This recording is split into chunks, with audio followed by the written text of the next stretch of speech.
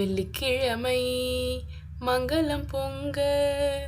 Correct. எங்கள் வீட்டுக்கார் வீட்டில் இருக்கார். அதனால பார்த்தீங்கன்னா நான் பூஜை புனஸ்காரம் அப்புறம் பையன் டைரி எடுத்துகிட்டு வந்தால் கூட 4 கேள்வி கேட்காம அவங்ககிட்ட நான் கையெழுத்து போடுறதே கிடையாது. ஏன்னா மற்ற நாளில் ஆட்டோகிராஃப் எங்கடா போடணும் அப்படின்னு சொல்லிட்டு கையெழுத்து மட்டும் போட்டுருவேன்.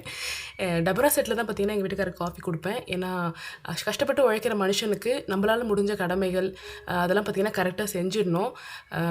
என்ன ஒரு தெய்வீக சிரிப்பு பார்த்தீங்களா? பா எப்படா என்னை லீவ் விடுவீங்க அப்படின்ற மாதிரி தப்பிச்சு வந்து என்னோடய காஃபியை என்ஜாய் பண்ணுறதுக்காக அந்த காஃபியோட வாசனையோடு அந்த மூக்கு துவாரத்தில் ஏறி முதல் சிப்பு எடுக்கும்போது இருக்கிற அந்த ஒரு மகிழ்ச்சி இருக்கே, அப்புறமா தான் தெரிஞ்சது நான் அதில் சர்க்கரை போடும். மரும்பத்தில் எல்லாருக்கும் காஃபி, காம்ப்ளான், போன்வீட்டா, பூஸ்ட் எல்லாருக்கும் சர்க்கரை போட்டு கொடுக்க தெரிஞ்ச, ஆற்றி கொடுக்க தெரிஞ்ச உனக்கு சர்க்கரை போட்டு ஆற்றிக்கணும்னு தெரியலையே. இனிமே இந்த காப்பியில் சர்க்கரையை போட்டு அதை ஆற்றி நாரி போய் குடிச்சு என்ன பிரயோஜனம்? இனிமே இதெல்லாம் பண்ணக்கூடாது. ஏன் இதெல்லாம் நீ புதுசாக ட்ரை பண்ணுற? இனிமேல் ஃபஸ்ட்டு போட்டு முதல் காப்பியை நீயே குடிச்சிரு, யாருக்கும் கொடுக்காத.